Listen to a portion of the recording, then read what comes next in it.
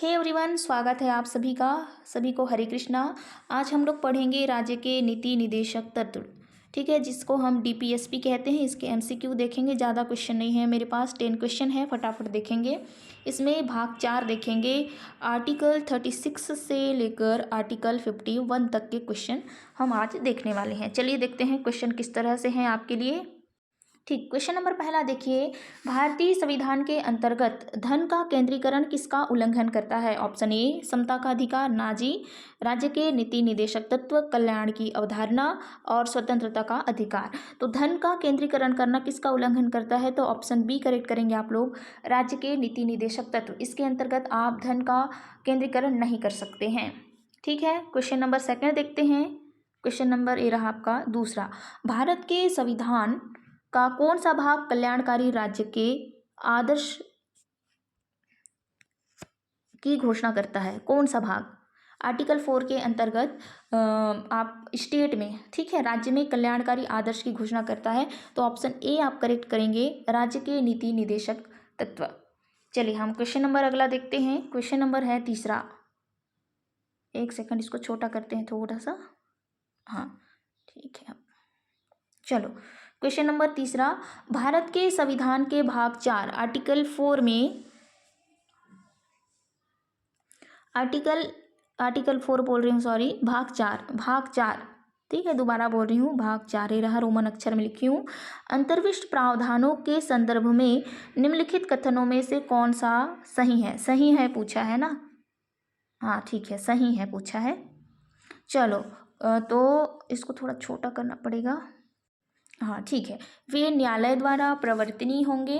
Question number तीसरा का option A है, न्यायालय द्वारा प्रवर्तनीय होंगे। नहीं होंगे, न्यायालय में आप नहीं जा सकते। ठीक है, वह किसी भी न्यायालय द्वारा प्रवर्तन नहीं होंगे। जी हाँ, ये सही है। वह इस भाग में अधिकथित, भाग 4 में अधिकथित सिद्धांत राज्य के द्वारा कानून बनाने को प्रभावित करेंगे। तो ये भी सही है। इसलिए क्वेश्चन नंबर तीसरा ऑप्शन डी करेक्ट करेंगे। नीचे देखिए, कूट के अनुसार बताना है, इसलिए ऑप्शन डी करेक्ट हो जाएगा, दूसरा और तीसरा। ठीक है, अगला क्वेश्चन देखते हैं। क्वेश्चन नंबर चौथा। भारत में न्यायपालिका, ठीक है, भारत में न्यायपालिका का कार्यपालिका से पृथक्करण किसने व्यादेशित है? ऑप्शन ए संविधान की उद्देशिका द्वारा, नहीं। उसके बाद है राज्य के नीति निदेशक तत्व द्वारा, सी 7वीं अनुसूची द्वारा, ऑप्शन डी परंपरागत व्यवहार द्वारा। तो क्वेश्चन नंबर चौथा ऑप्शन बी आप करेंगे, राज्य के नीति निदेशक तत्व द्वारा। ठीक है, अगला क्वेश्चन देखते हैं हम लोग। क्वेश्चन नंबर है हमारा पांचवा। एक क्वेश्चन को थोड़ा ध्यान से देखो आप लोग। निम्नलिखित कथनों पर विचार कीजिए। ऑप्शन आपका है ए, मतलब पहला है, अनुच्छेद 44 में समान नागरिक संहिता के बारे में प्रावधान है। इसकी बात कही गई है। ठीक है, हर राज्य में तो है नहीं समान नागरिक संहिता, लेकिन गोवा में इसका मतलब प्रावधान हो गया है, गोवा में। उसके बाद देखो, अनुच्छेद 40 में केवल नगरीय निकायों के प्रशासन की बात कही गई है। तो उपयुक्त कथन असत्य है पूछा है इसमें। ठीक है, क्वेश्चन नंबर पांचवा असत्य है, तो नगरीय निकाय की बात नहीं कही गई है, ऑप्शन दूसरा गलत हो जाएगा। तो आप लोग ऑप्शन बी करेक्ट करेंगे। चलिए हमको देखना है क्वेश्चन नंबर छठवां। निम्नलिखित में से किस अनुच्छेद का व्यवहारिक रूपांतरण नीति निर्माण में राष्ट्रीय स्तर पर अभी तक नहीं किया गया है? आर्टिकल पहला है article 40, option A. Option B article 42। उसके बाद है ऑप्शन सी आर्टिकल 47 और डी है आर्टिकल 44। इसमें पूछा क्या है, निम्नलिखित में से किस अनुच्छेद का व्यवहारिक रूपांतरण नीति निर्माण में राष्ट्रीय स्तर पर अभी तक नहीं किया गया है? राष्ट्रीय स्तर पर, तो ऑप्शन डी आप लोग करेक्ट करेंगे, आर्टिकल 44, क्योंकि आर्टिकल 44 में कहा गया है समान नागरिक संहिता, है ना, समान नागरिक संहिता कहा गया है, जो कि किसी भी राज्य में अभी तक लागू नहीं हुआ है, गोवा के अलावा। गोवा में हुआ है, ऑप्शन पूछा जाए तो गोवा करेंगे आप लोग। तो आर्टिकल 44 आपका करेक्ट हो जाएगा। राष्ट्रीय स्तर पर अभी तक इसके बारे में नहीं हुआ है। हम देखना है आगे का क्वेश्चन, हमको देखना है क्वेश्चन नंबर हम 8 देखेंगे। 7 मैं नहीं लिखी हूँ क्योंकि वो क्वेश्चन सबको पता है, इजी क्वेश्चन था। चलिए हमको देखना है क्वेश्चन नंबर 8वां। देखिए, कुटीर उद्योगों का विकास संबंधी सलाह किस अनुच्छेद के तहत है? क्वेश्चन नंबर 8वां, अनुच्छेद 42 ऑप्शन ए। ऑप्शन बी है अनुच्छेद 40, अनुच्छेद 44, समान नागरिक संहिता, काट दो इसको, अनुच्छेद 47। आपके पास 3 ऑप्शन है। तो कुटीर उद्योग हैं उसके विकास संबंधी सलाह किस अनुच्छेद के तहत है? क्वेश्चन नंबर 8वां, ऑप्शन बी करेंगे, आर्टिकल 40 के बारे में कहा गया है। ठीक है, आप लोग जैसे कोई व्यक्ति काम कर रहा है, दिन भर काम करवा के आप 50 रुपये नहीं दे सकते, तो उसे कार्य के बदले निर्वाह मजदूरी, उपयुक्त सही मजदूरी देंगे, उसकी भी बात कही गई है आर्टिकल 40 पे। ठीक, ऑप्शन बी आप करेक्ट करेंगे। हम आगे देखते हैं क्वेश्चन नंबर 9वां। ठीक है, निम्नलिखित कथनों पर विचार कीजिए और उपयुक्त कथनों में से कौन सा सही है, ये पूछा है क्वेश्चन नंबर 9वां। देखो, विधायिका के कृत्यों पर निर्बंधन करते हैं, नहीं, कार्यपालिका के कृत्यों पर निर्बंधन करते हैं। क्वेश्चन अजीब सा है ना, देख के समझ नहीं आया, तो कौन सा सही है? इनमें से कोई सही नहीं है। हम विधायिका के कृत्यों पर निर्बंधन नहीं कर सकते, ना ही कार्यपालिका पर। इसमें संसद होता तो फिर आप कर सकते थे। चलो क्वेश्चन नंबर 10वां देखो, आगे क्वेश्चन, निम्नलिखित में से किस राज्य में समान नागरिक संहिता लागू है? ऑप्शन बी करेक्ट करो, बिना टाइम वेस्ट किए हमको देखना है आगे का क्वेश्चन। क्वेश्चन नंबर 11वां देखो, चलो आपको कोट में बताना है और असत्य कथन बताना है इस पे। ठीक है, इसको छोटा करना पड़ेगा क्या? हाँ ठीक है, असत्य कथन बताना है और थोड़ा छोटा करते हैं। चलिए ठीक है, क्वेश्चन नंबर 11वां आप दिख रहा है। चलो क्वेश्चन नंबर 11वां, मूल संविधान में कुल 10 नीति निर्देशक तत्व हैं। ये तो सही है, 10 थे, बाद में एक जोड़ा गया था इसमें, लेकिन पूछा क्या है? असत्य। पहले हम क्या सत्य है वो देखते हैं, उसके बाद हमको देखना है संविधान के भाग 4 में अनुच्छेद 36 से लेकर 51 तक नीति निर्देशक तत्व का उल्लेख है। हाँ जी, ये भी सही है। उसके बाद देखो, अनुच्छेद 38 में 44वें संविधान संशोधन द्वारा भाषा में परिवर्तन किया गया है। तो क्वेश्चन नंबर 11वां, इसमें असत्य पूछा है ना, तो चलो हम 11वें नंबर का क्वेश्चन को अच्छे से देख लेते हैं। मूल संविधान में कुल 10 नीति निर्देशक तत्व हैं। मैंने 10 कह दिया क्या? इसको सही बोल दी थी, नहीं ये गलत हो जाएगा। अच्छा, बच्चा यहीं पर कंफ्यूज हो जाएगा मेरी तरह।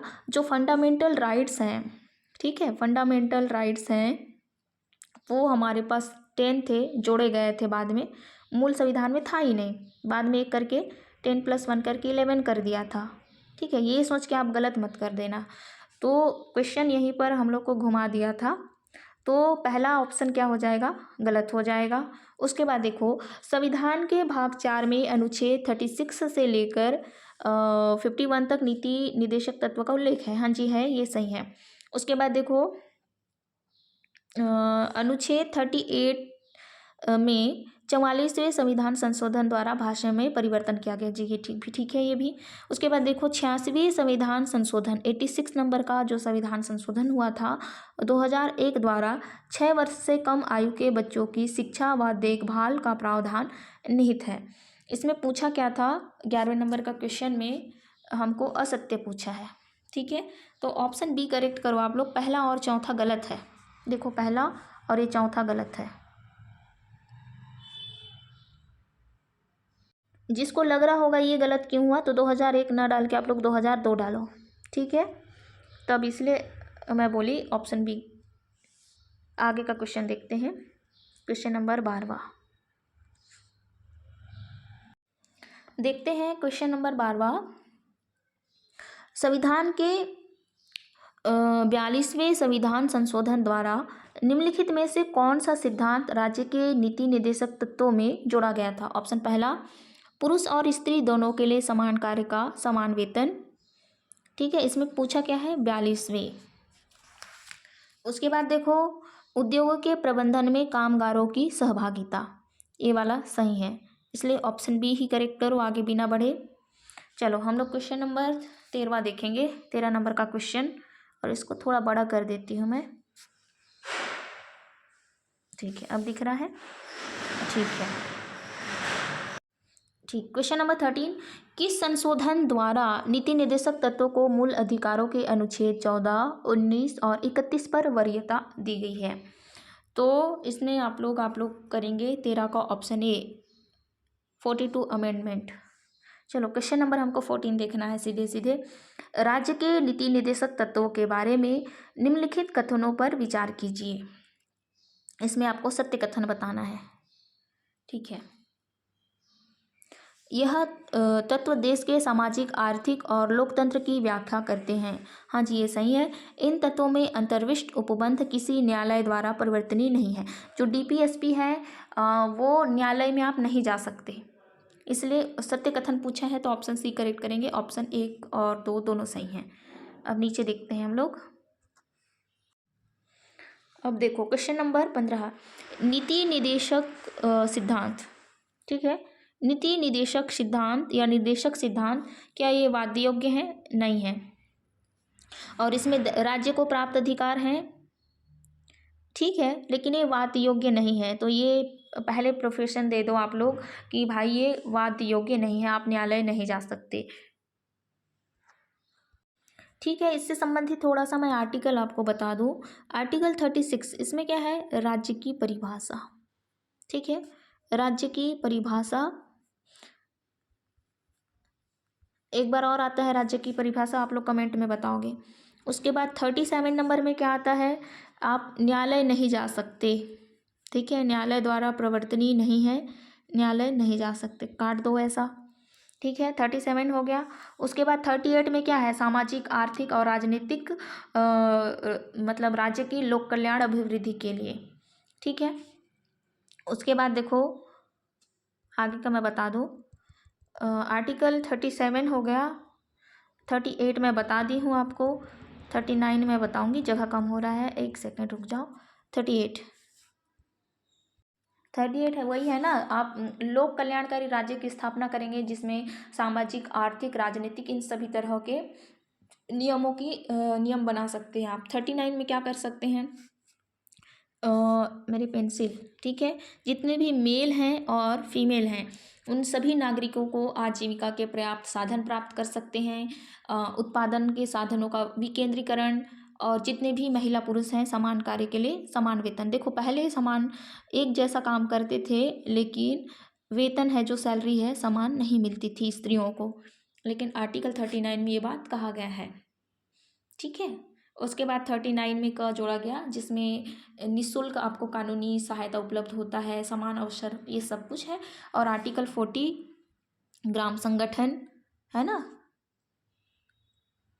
और आगे आप लोग का है 41, जैसे ब से आप लोग याद रखेंगे, बेरोजगारी, बुढ़ापा, बीमार, इन सब के लिए आप क्या कर सकते हैं? राज्य में शिक्षा, उनके सहायता पाने का अधिकार है, काम है, ये सब उनको दिला सकते हैं। 42 में मातृत्व सुरक्षा, ये सब कुछ। चलिए कुछ आर्टिकल बहुत लंबे चौड़े हैं, हम आगे के वीडियो में ये सबको देखेंगे और समझेंगे। चलिए तब तक के लिए बने रहे चैनल पे। सभी को हरे कृष्णा।